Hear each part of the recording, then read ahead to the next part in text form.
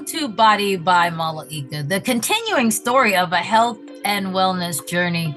I'm Malaika J. Cox, certified personal trainer and nutritional specialist for over a decade. You know, my unique approach to fitness is tapping into the mind. The mind is one of the most powerful tools of the human body. Once we tap in and connect, anything is possible. In today's episode of Health and Wellness, I will be talking with Jonathan Pons. Jonathan Pons is a licensed clinical social worker with over 7 years experience in the mental health field. Okay, we're going to tap into that for sure. He specializes in the treatment of individuals with traumatic brain injuries.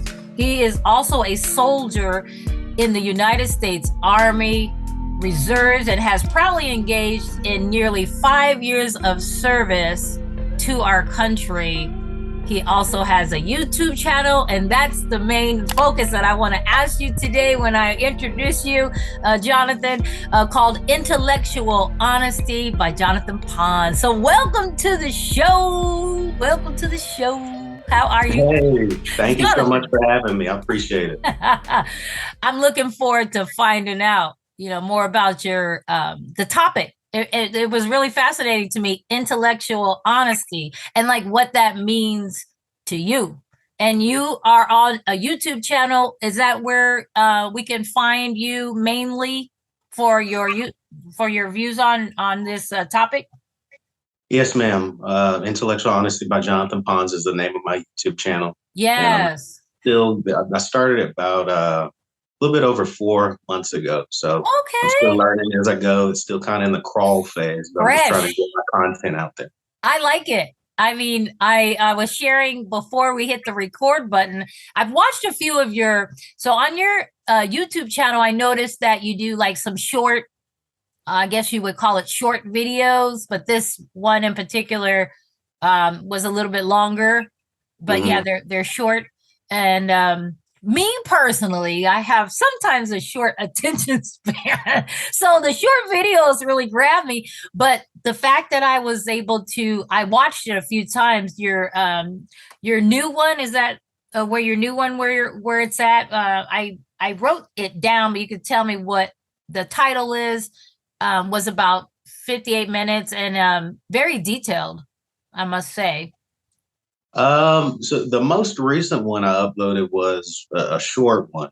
So if you're talking about a 58-minute long one, that would be probably one of my earlier broadcasts. But I figured out very quickly what you said about the attention span, because if I upload a video that's like 40 minutes long, I could talk forever. But I upload a video for 40 minutes long, that's 40 minutes long. I look at the analytics. I'm like, uh-oh. Yeah. People are starting to drop off after like 10 minutes in. Well, we're a fast-paced society. Yeah, for sure.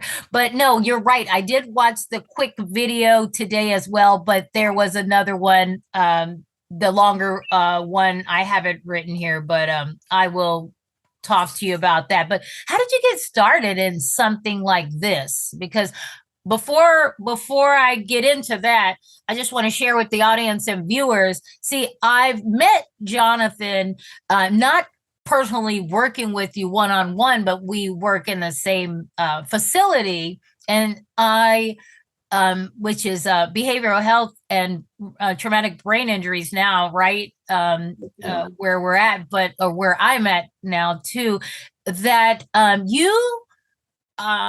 watched you do some groups, and I really like your technique, how you do, I guess they would call it men's group, and the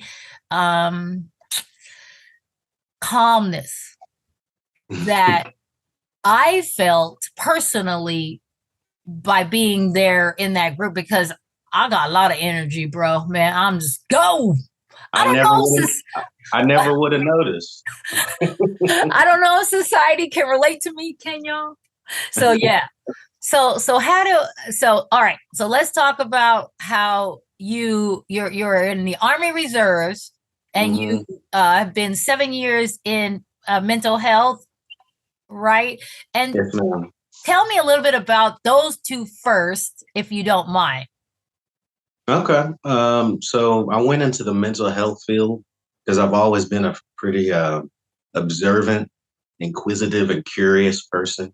So I observed human behavior, and I'd always ask myself the question, why? Like, why do people act this type of way? Why do people react this way to a certain type of stimuli in the environment? When I was a kid, all like in all of our family videos, you can always hear little Jonathan in the background saying, "Why, Dad? Why, Dad?" or "Why, Mom?" I was always asking why, and I probably got on his nerves. Were you a whiner though? No, I'm kidding. No. Yeah, but as I grew older, I was like, what is the why behind this type of behavior? Because I have a strong belief that all behavior, especially the bad behavior, is needs based. People are trying to meet some type of need with their behavior. So when Mm-hmm. you understand what that need is, it's easier to understand the dynamics of why they're acting that way. Then you can potentially change that behavior. The Um, needs. I like that. I like that. The needs, the why, and there's a reason why oh yeah, behind it. Yes. and sometimes the person that's engaging in that behavior doesn't know the reason why themselves, and that's the beauty of the therapeutic process. It's like peeling an onion. Every layer that you peel back, sometimes the person themselves is not even aware that these things were going on within themselves. So that's the beauty of the therapeutic process. It's like a journey that you go on with your client or your patient where you're both learning more about the situation and about each other at the same time. Hence life too, right? I mean, Yeah. the concept of life. That's beautiful. And now you're thank you for your service. You Hey, thank you for are, the support. yeah. I mean, the no, I'm smiling because so you're in mental health and then you are in the Army Reserves. How do I mean they seem well, you're helping others, but how did you get to those two concepts? That one So, reserves. yeah, I enlisted in the Army Reserves in December of 2017. And there are a few reasons why I enlisted. I'm all about phases of life, phases and stages of development. Um, I felt that joining the Army Reserves would be very beneficial for me to help me to kind of wrap up this phase of my life before I transition into the phase where I'm starting my own family. Because I knew it would help me with discipline. I'm not Yeah. saying I was undisciplined prior to enlisting, but it's Uh-huh. really helped to structure my life and the physical and mental challenges that I've encountered in my training in the Army. Um, it's really assisted me in pushing through Yeah. difficult situations in regular life. So the reserves gives me the opportunity to build my civilian career while also maintaining a military career and receiving the benefits from that. So it's a good it, my little joke with some of my buddies in the army is like a Clark Kent Superman situation. This So you Clark Kent during most of the month, then right. 1 week in a month and 2 weeks out of the year for your annual training, you turn into Superman. You can get And that's deployed. it. Yeah, so it's a good it creates a good sense of duality in my That life. makes So, sense. And you mhm. mentioned that I like that concept too because of the fact of in in merit you mentioned ultimately for you the concept is to when you settle down for a family the phases of your life and for you and when you mentioned the Superman I mean I have been married and my ex now I'm not married now but says like he used to be he felt like Superman in the concept of our family unit Mhm. until he got shut down. And that's on another podcast where he had, anyway, promote a little bit, but no. Yeah. But yeah, so about you, when you mentioned that family dynamics too, in your YouTube channel, I've noticed this is what it's focusing on for us women. And I am now single, right at this moment, that the ultimate for some might want to ultimately slow down and find a husband. But here's the thing. I don't know. You might know. We want it now, now, now. And I mean, speaking for me and my friends, but, sometimes we got to put in the work. But, we're like, we'll put, for me, I'll speak for me, maybe it's him, and it's hard to look at myself or look at us as females. And I don't know if you maybe you can give me some feedback on this as well, because society, I've noticed a lot of women, me included, we have a lot of masculine traits, and I'm actually trying to practice my feminine energy. It's very hard. So men don't like that. I don't know. Do they? Well, when I hear you talk about the women portraying masculine traits, first thing that came to my mind is the thousands of years old concept of yin and yang. Um, Life is about balance. Life is about equilibrium. And in order to achieve balance and equilibrium, you need something on both sides. So, one example I like to think of is fire. So, a fire in a fireplace isn't as warm and inviting unless it's frigid outside.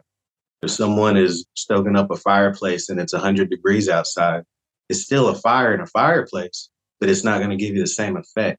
But when it's freezing cold outside, you have that fireplace all popping and everything, it creates an atmosphere, it creates an environment. It's warm, it's comforting, and it draws you in.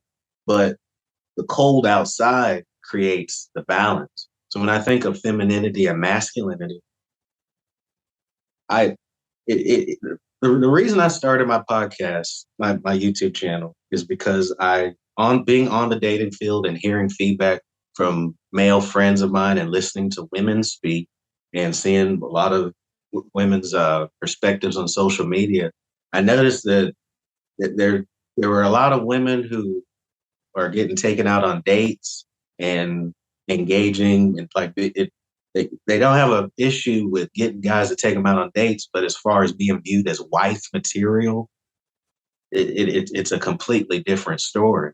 So when we're going back to that yin and yang concept, I've heard a lot of women say, well, I need a man to be in his masculine so I can be in my feminine.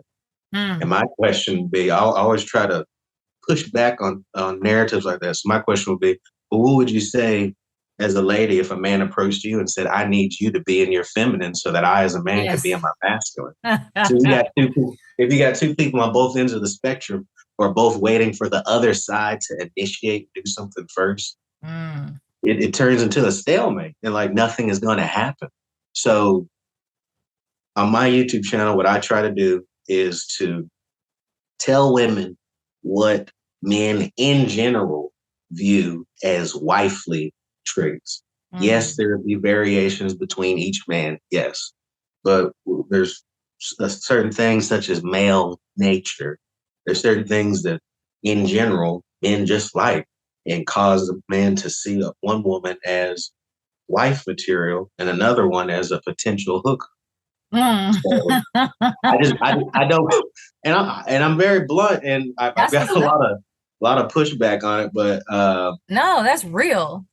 It is real. I mean, I've seen women go through their 20s, living hot girl summers, get to their early 30s, right, and during their 20s they've curbed and pushed away quality men who would have made suitable mates. Not perfect, because nobody is perfect, but suitable. And then when they get in their early 30s, mid 30s, it's, oh, I'm ready to settle down and find Mr. Right. But the thing is, Mr. Right has access to the new, fresh load of mid 20-year-olds with less emotional baggage. And if you curb them, what makes you think they're going to accept you later down the road when they've achieved more financial status? They're more settled, more mature. It really pained me to see this dynamic with women. It's just like a cycle. I was like, I feel like somebody got to say something about this. It's ending up with women ending up older and alone, not by choice necessarily, but by default. And I'm like, that's just a bad deal. That's interesting. I mean, I can only speak for myself, like, but there are many that I've been around, especially lately, women that really want that, but Uh-huh. also may not want, excuse me, when I say want, I want that, they want that relationship, they want that marriage, but they don't, I'm speaking for my friends around me, may not want to work, too much for it, so I've noticed that. So, I mean, but Well, shoot. with what you just said, I Mhm. completely agree, Yeah. and I think there's a big difference between wanting a wedding and to be married Mm, and wanting to be a wife. mm, So there's duties and responsibilities that go with this role. Same way that if I made a channel about men and I said, hey guys, my you whole should. goal is to try to help you to be husband material. Here are Uh-huh. the things that women in general are looking for in husbands.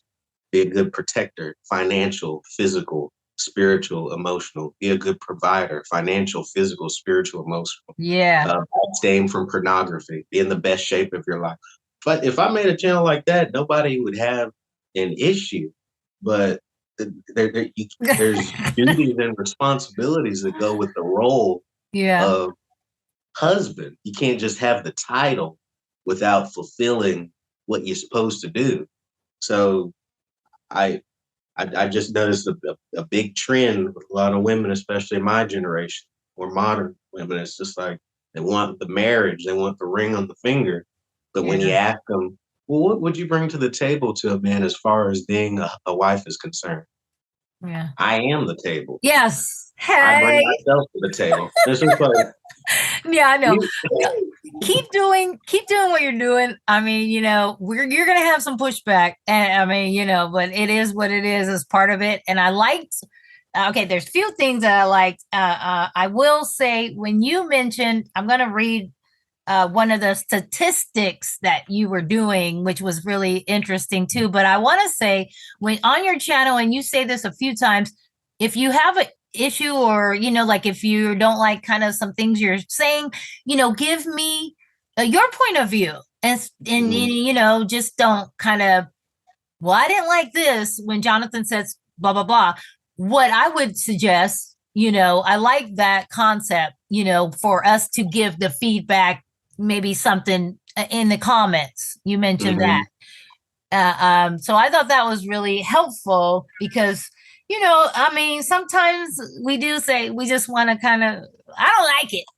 Okay, well, give me more. But okay, so what really struck me, you had so I'm just gonna say you had this thing where you broke down age, race, married or not, and then height, obesity or not, and then Mhm. financial income, and they had to be men we're talking about, and you can talk more about it. 6 feet tall first. You did that first, that concept. You looked online and researched that. And Mhm. then I noticed that it was about what 15% of what is that, of 100, or I don't know the specifics, but 15%. The Go ahead.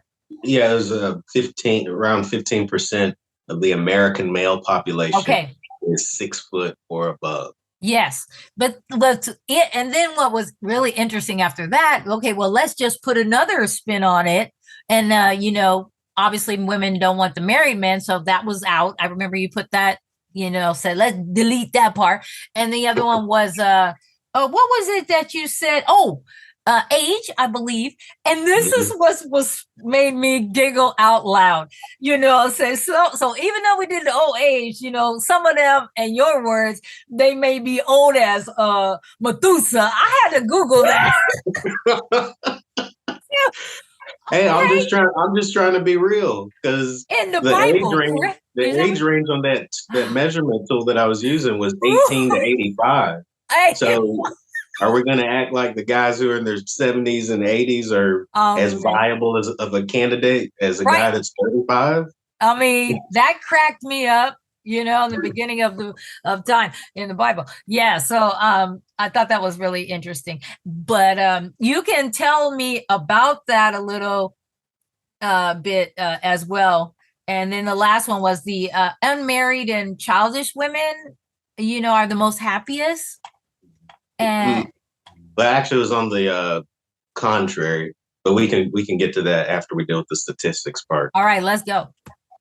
Yeah. So I believe you're talking about my first broadcast, and the title was "Ladies, this is what percentage of men actually meet your criteria."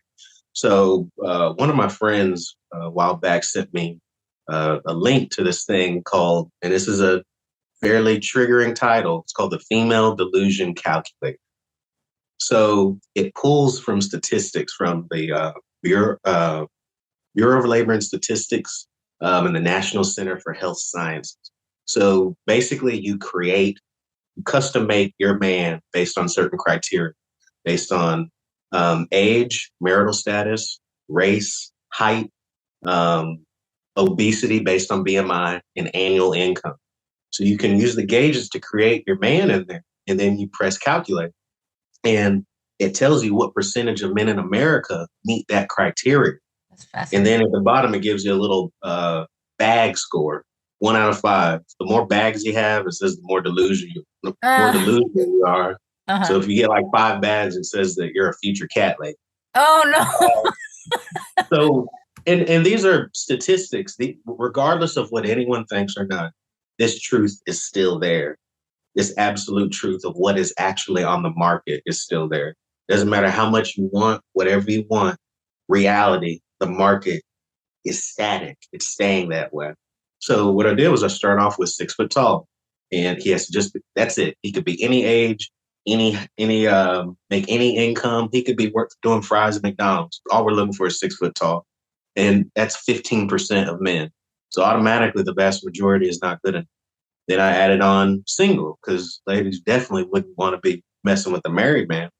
Then I added on the age range between 25 to like 40. Then I put $100,000 a year, not obese. Basically, when you make a guy who's like 6 foot tall, single, any race, any color, not obese, makes at least $100,000 per year, you're dealing with about 1% and less than 1% of the male population in America. And that is not adjusted for his character.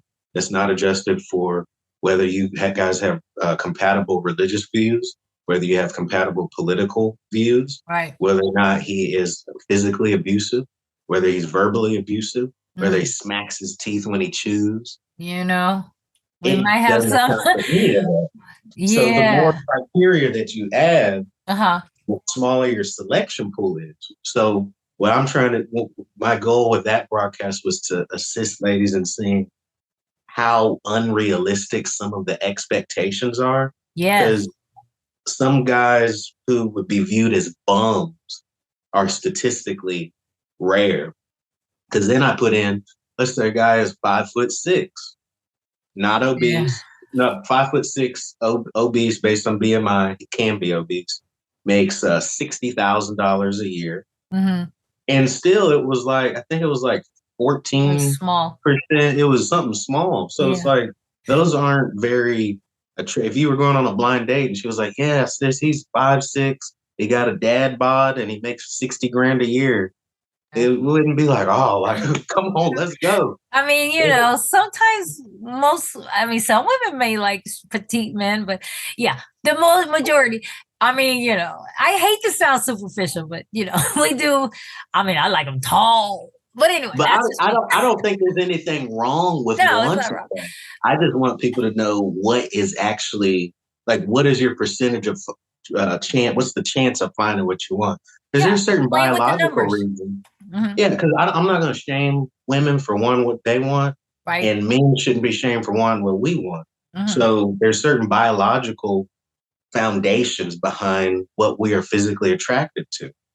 So if a woman wants a man who's taller, my mind thinks, okay, it's very natural for a woman to want to feel secure physically. So if someone's taller than you, I can imagine it makes a woman feel smaller. And it makes a woman feel more safe and more secure when her arms wrap around. Is that only reason though, because never mind. There was you'll have to, never mind. I'm not gonna go sexual right now. Well, that's our next episode. Can we do it? Yeah, I'm down for anything. We're talking human behavior here. Human behavior, because Yeah. sexual human behavior is something we can talk about later. These dynamics are at play regardless of if we talk about them or not. Right. I mean, yeah. They are, and sexual chemistry. So I really thought that was interesting. I really thought that was quite interesting. Now, what type of because since you've been doing this, one of the questions I was curious about with your responses, we can't please everyone, but how is it working for you? With you doing the channel, do you have what is your biggest challenges, if at all, that you have experienced or noticed by doing this channel? Well, interesting question. So when I posted my coming soon video, before posting any content whatsoever, I put that on my Facebook page. You would have thought that I had asked everyone for their social security number, backhanded their mothers, and shot their dog. Dang. Is that right? It was mainly from women, because I was really. Oh yeah, like 90-something% of it. And there were a couple guys. Like I got unfriended by some people, told I need to take a back seat on this, and that it was pompous and arrogant. And the only thing I said in gist was, hey, ladies, if you are you willing to identify a man who you want to be your husband? Are you willing to pursue him and sit in the driver's seat of the dating experience? Are you willing to ask him out on dates, pay for said dates? Are you willing to buy a ring of significant character? Are you willing to drop to one knee and propose to him in public, and for the rest of your life be responsible for the physical, spiritual, emotional, and financial provision of him and all the children that you have forever? I said, unless you're willing to do that, it makes sense that you should understand what men in general are looking for in wives. Because if you ain't willing to do that, right, you're going to have to wait for a man to propose to you. Right. So what are things that he's going to see in you that makes him say, dang, I want to propose to her? Yeah. So that was my gist. And I got, it was a ton of negative feedback. And I expected it. Some positive, I'm sure. Mm-hmm. Yeah, I expected it before I even made the post. But go ahead. Yeah, the one of the hardest parts has been growing it, because when I'm preaching female accountability in dating, and work and effort on the woman's part in dating isn't very popular. It's not popular. So yeah. I'm gonna round up a little bit. I get it, and I just want you to keep doing what you're doing, because I'm like this, have an open mind, like you said in your video, because I too can learn something. There's something we can learn from it. But as final, I didn't get into it. I liked when you did something also. You mentioned Paul Dolan quite a bit. That in your video. I don't have. He. I noticed that he was in there. If you wanted to just briefly, that was 7 times that he was when you Googled some things that he was brought up. Yeah, in that first broadcast, I researched. There was an article in Psychology Today, and the title was, "This is the most unhappy demographic in America." And it looked like this: 42 years old, single, never married, childless woman who makes $100,000 or less. And I found that to be a very significant piece of research. I was like, why is that? And I looked for the opposite, the flip side of the coin, because I was like, is this just a one-sided thing? Or are these people making this article just really one-sided? And all the research that I've been searched extensively on Google, and I found about 10 different articles that said that single childless women were the happiest. And I was like, well, this Psychology Today, and they showed the data in it. I was like, why in the world is, and then I found out a trend. same person wrote all those articles that said that single childless women were the happiest. And it was this guy named Paul Dolan. Yeah. I was like, all right, so you had to check it out. The same person is saying this thing that is complete opposite of what this data over here is saying. That sounded kind of fishy to me. And he wasn't. His was all qualitative data, okay, not quantitative, not numbers. Okay. It was just. It brought up more questions. You up. Yeah, because I was like, okay, these single women that you're saying that are happier, how old are they? He didn't deal with that. I got you. He didn't deal with if they've ever been married before. It was just a lot that he didn't deal with. So. That's interesting. No, but do you have any last minute, something you want to say, to the viewers or audience, a little takeaway for us? I appreciate your time too so far. Thank you. Thank you. If I had to say anything, it'd just be the general message of my YouTube channel. So my grandmother is 98 years old, and my mother is actually out of town right now, helping her move out of the house that she's lived in for about 70 something years. She's moving out of that house and moving in with other family so we can take care of her. As we get older, the things that become most important are family.